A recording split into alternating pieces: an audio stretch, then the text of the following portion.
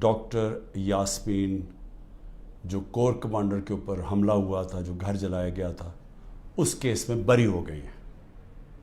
عدالت نے ان کو بے قصور قرار دے دیا گیا ہے. اب ڈاکٹر یاسمین ہماری سینٹرل پنجاب کی پریزیڈنٹ ہیں. سینٹرل پنجاب کی پریزیڈنٹ جب بری ہو جاتی ہیں تو اس کا مطلب کہ یہ پارٹی پالیسی نہیں تھی. یہ جو جلائے گئے ہیں، وہ جو گھر جلایا گیا اور جدھر بھی 3-4 جگہ اور جو جگہ جلائی گئی ہیں، یہ پارٹی پالیسی نہیں تھی. کیونکہ ڈاکٹر یاسمین تو پریزیڈنٹ ہوتے ہوئے انہوں نے پارٹی پالیسی بتانی تھی نا کیا ہے. تو جب وہ بری ہو گئی اور وہ ان کی ویڈیو چل رہی ہے، یوٹیوب پہ چلے جائیں، وہ بار بار کہہ رہی ہیں کہ آپ نے اندر نہیں جانا، لاؤڈ سپیکر پہ کہہ رہی ہیں اندر نہیں جانا. تو اس سے اب آگے سوالات اٹھ جاتے ہیں کہ کیا یہ جو لوگوں کو اندر ڈالا گیا، 10,000 سے زیادہ لوگ جیلوں میں ہیں، کیا یہ ایک پری پلان ایک منصوبہ بنا ہوا تھا کہ اس کی آڑ لے کے یہ جو کور کمانڈر کا گھر ہے اور یہ جو اور جگہوں پہ آگے لگی ہیں، ان کی آڑ لے کے ساری پارٹی کو بین کرنا تھا؟ ساری پارٹی کے اوپر جس طرح کا اس وقت ظلم و تشدد کیا جا رہا ہے، کیا یہ پہلے سے پلان تھا؟ اب تو یہ سامنے آ رہا ہے، یہ تو اب واضح ہو گیا ہے کہ اس کا مطلب کہ جو بھی کوئی کر رہا تھا وہ پارٹی پالیسی نہیں تھی، نہیں تو ڈاکٹر یاسمین بری نہ ہوتی. اور میرا 27 سال کی پولیٹکس میں چیلنج کرتا ہوں کہ کہیں بھی آپ جا کے مجھے یہ بتا دیں کہ میں نے کہا ہو کہ قانون سے باہر جانا ہے. پرامن احتجاج، دھرنا کرنا، لانگ مارچ کرنا، جب تک وہ پرامن رہے، یہ ہمارا حق ہے. یہ میرا آئین، میری کانسٹیٹیوشن مجھے یہ حق دیتی ہے اور یہ سب کو پاکستانیوں کو دیتی ہے. 3 لانگ مارچز ہمارے خلاف کی گئی، 3. بتائیں کتنی FIR کٹی، کتنے لوگوں کو کتنوں کے گھروں میں گھس کے ان کے دروازے توڑ کے اندر جا کے لوگوں کو جیلوں میں ڈالا گیا، کتنوں کی مار پٹائی کی گئی، کتنوں کے اوپر ٹیئر گیسنگ کی گئی. اور مجھے یہ بتائیں کہ اب جو ہمارے لوگوں کو اندر ڈالا ہوا ہے، کیا کوئی اس کے اوپر انڈیپینڈنٹ انکوائری ہوگی یا نہیں ہوگی؟ دیکھیں یہ ہو ہی نہیں سکتا. یہ دنیا کا قانون نہیں ہے کہ آپ ہی جج کریں، آپ ہی فیصلہ کریں سزا اور آپ سزا دے دیں، جج، جیوری، ایکسیکیوشنر. یہ تو دنیا میں کہیں بھی نہیں ہوتا. ہمیشہ جب کوئی انسیڈنٹ ہوتا ہے انڈیپینڈنٹ انکوائری ہوتی ہے. اور میں میں جب سے جیل سے نکلا ہوں، میں نے چیف جسٹس کے سامنے مذمت کی اور میں نے تب بھی کہا کہ یہ ہماری کبھی پالیسی نہیں رہی. جو پارٹی الیکشن چاہ رہی ہے وہ انتشار نہیں چاہتی، کیونکہ انتشار تو وہ چاہ رہے ہیں جو الیکشن سے بھاگ رہے ہیں. اور یہ جو بھاگ رہے تھے الیکشن سے، یہ ساروں کی مل کے سازش تھی. دیکھیں اب پیچھے جائے نا، میں بیل پہ تھا، میں ہائی کورٹ کے اندر بیٹھا ہوا ہوں، مجھے کوئی میرے پر چارج بھی نہیں تھا. اسلام آباد جانے سے پہلے میں نے یہ کہا کہ اگر کوئی وارنٹ نکلی تو میرے سامنے رکھے، میں چپ کر کے ایکسیپٹ کر کے آپ مجھے جیل میں لے جائیں. یہ میں کہہ کے نکلا تھا. پھر کیا ضرورت تھی کہ اتنا بڑا ایک کمانڈو سٹائل حملہ ہوتا ہے، شیشے توڑتے ہیں، لوگوں کو ڈنڈے مارتے ہیں، جس طرح کے وہ بیچارے وہاں کام کرنے والے جو رجسٹری آفس میں تھے ان کو ماریں پڑتی ہیں، کمپیوٹر توڑ دیتے ہیں، شیشے توڑ دیتے ہیں، اور مجھے ایک دہشت گرد کی طرح پکڑ کے لے کے جاتے ہیں، جو ساری دنیا میں وہ چلی جاتی ہیں تصویریں. تو اس کا بعد تو رد عمل آنا تھا. تو اب میں یہ سوچ رہا ہوں کہ کیا یہ جان کے کیا گیا تھا؟ کیونکہ مجھے آرام سے بھی پکڑ سکتے تھے، مجھے پولیس بھی پکڑ سکتی تھی، میں ہائی کورٹ سے باہر نکلتا تب بھی پکڑ سکتے تھے، میرے ساتھ تو کوئی لوگ ہی نہیں تھے. تو کیا وہ سارا کچھ کرنا، وہ مار دھاڑ کرنا، کیا یہ منصوبے کا حصہ تھا؟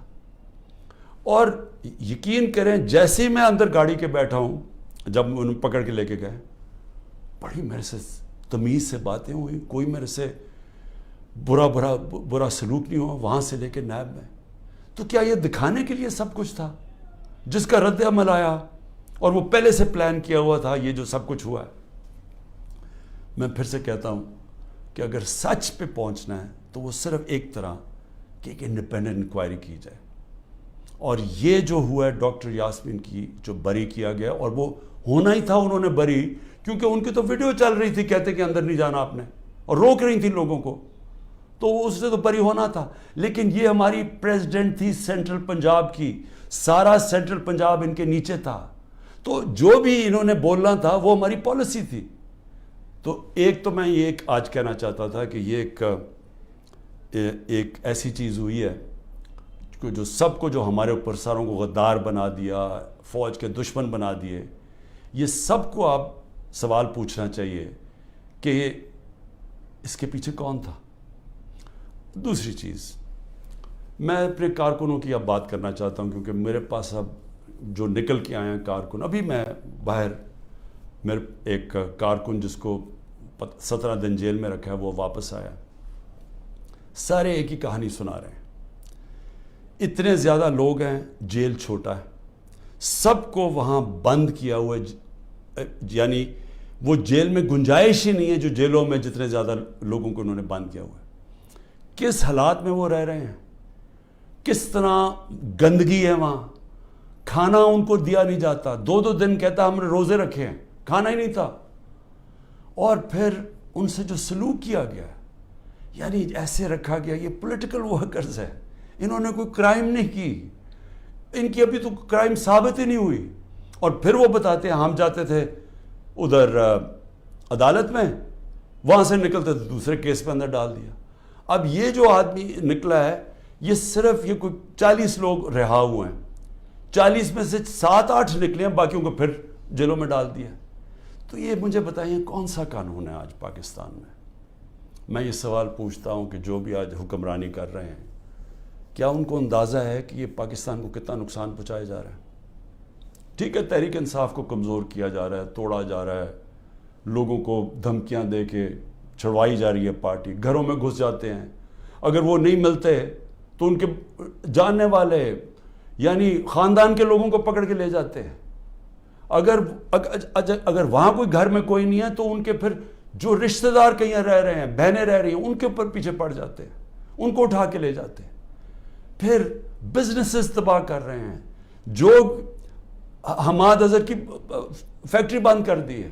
اور بھی میں سب کا بتاؤں کہ جن کے ہمارے جن کے کاروبار تھے, کاروبار بند کر دیے.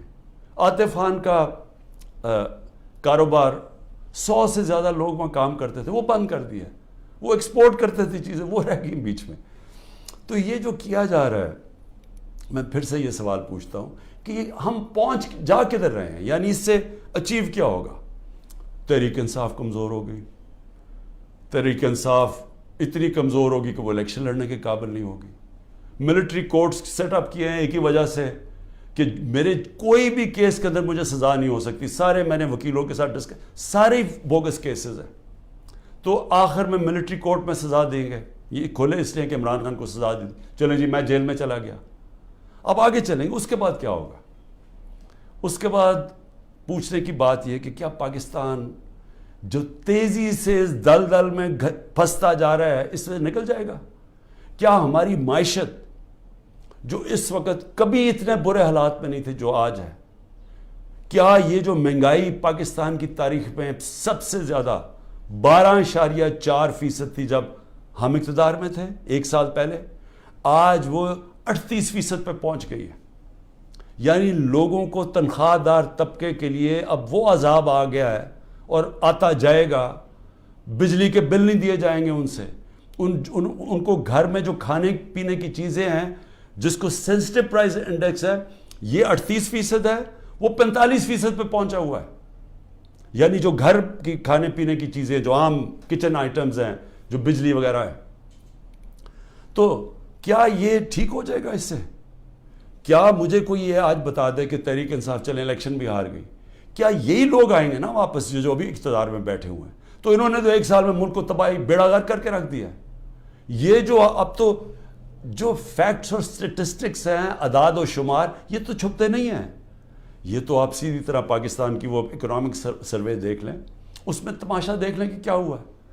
کہاں 2 سال ایوریج اوسط جو ہماری اکانومی بڑھ رہی تھی وہ 6% تھی, 6% کا مطلب یہ ہے کہ پاکستان کی تاریخ میں یہ وہ 2 سال تھے جدھر سب سے زیادہ معیشت اوپر جا رہی تھی.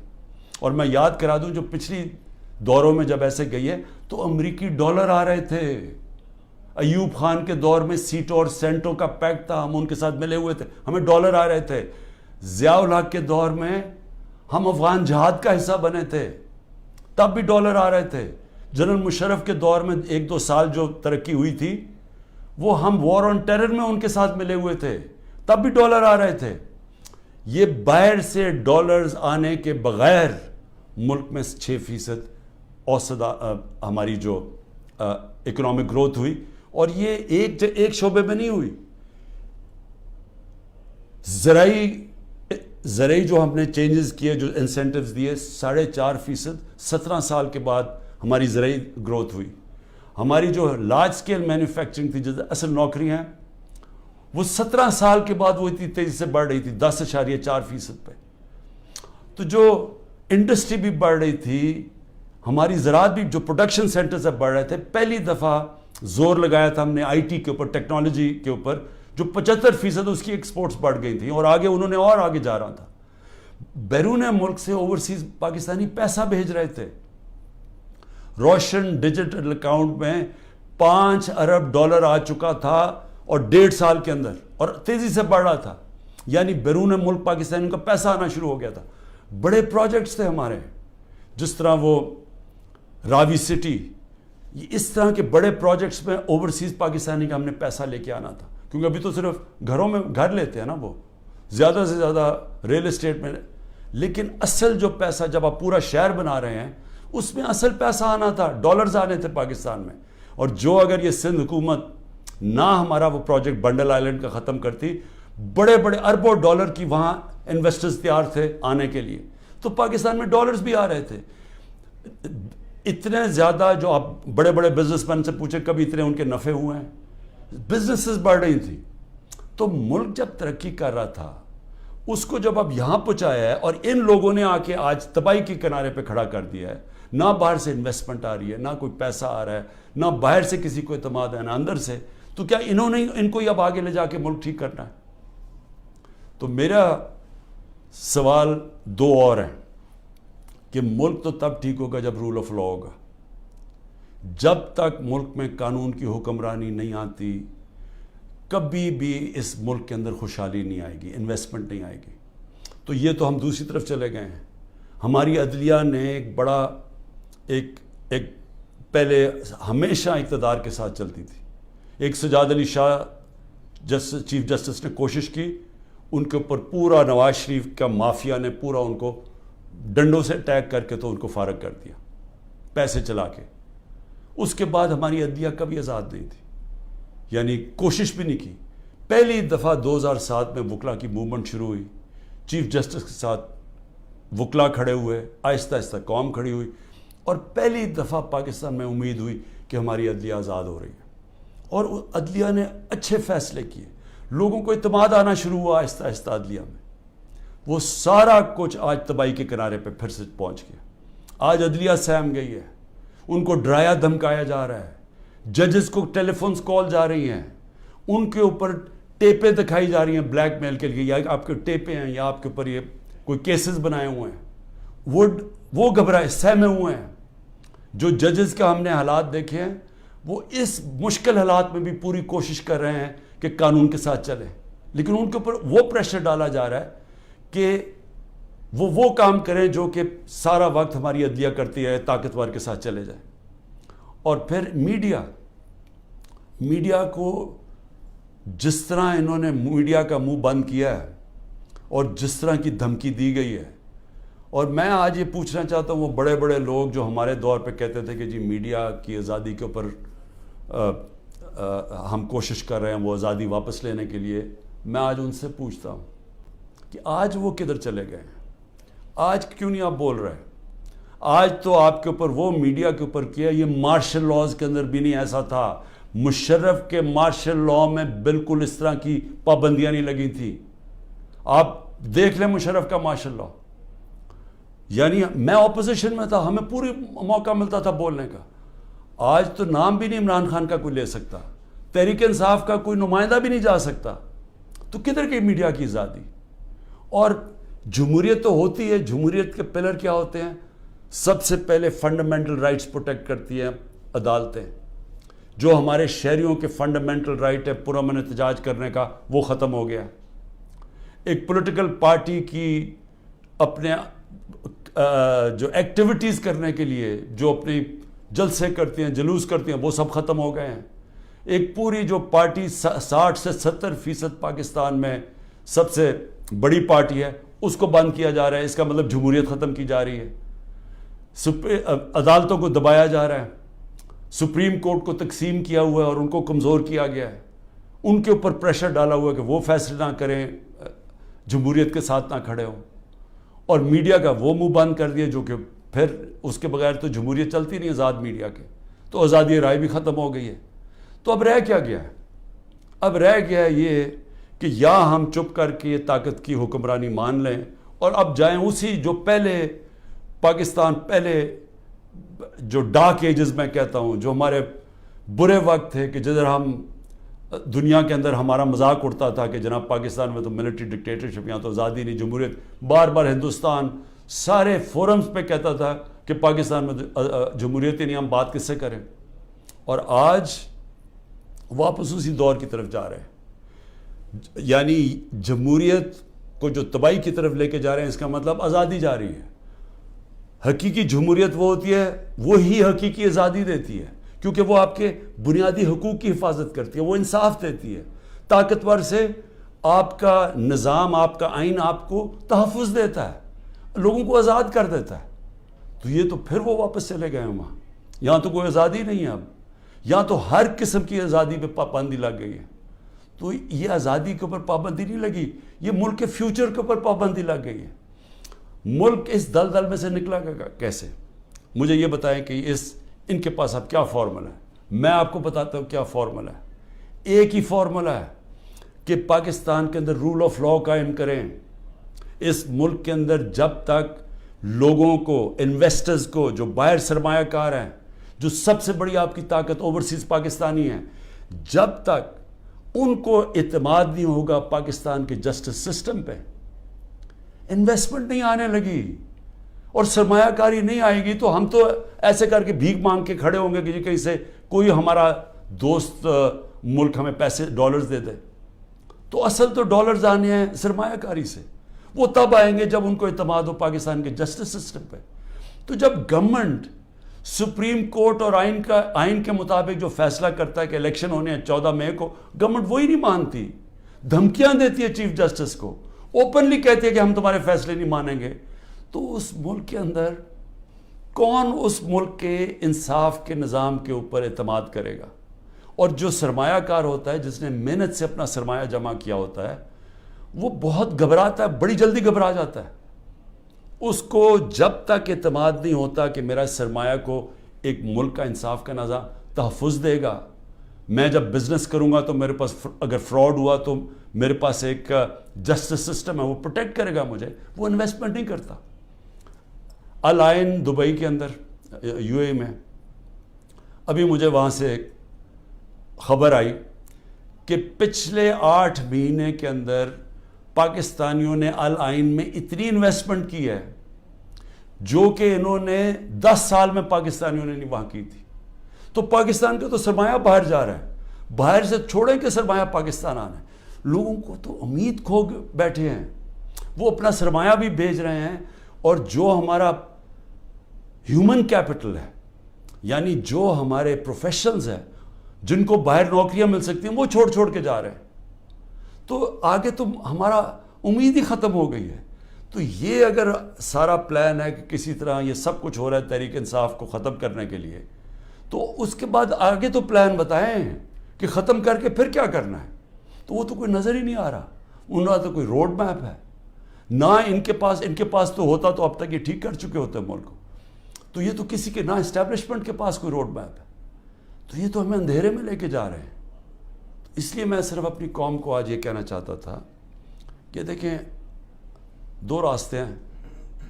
فیصلہ ہم نے کرنا ہے کہ کیا ہم نے یہ ایک جنگل کے قانون کی طرف جانا ہے اور تباہی کی طرف اور اندھیرے کی طرف، یا ہم نے ساری قوم نے جد و جہد کرنی ہے آزادی کی طرف، رول آف لاء کی طرف، کانسٹیٹیوشن کی طرف، حقیقی جمہوریت کی طرف اور خوشحالی کی طرف. یہ دو راستے اب آ گئے، اور میں یہ امید رکھتا ہوں کہ جس طرح میں کھڑا ہوں اور اینڈ تک جب تک زندہ ہوں کھڑا رہوں گا، آپ نے بھی اس ملک کی حقیقی آزادی کے لیے کھڑے رہنا ہے. شکریہ.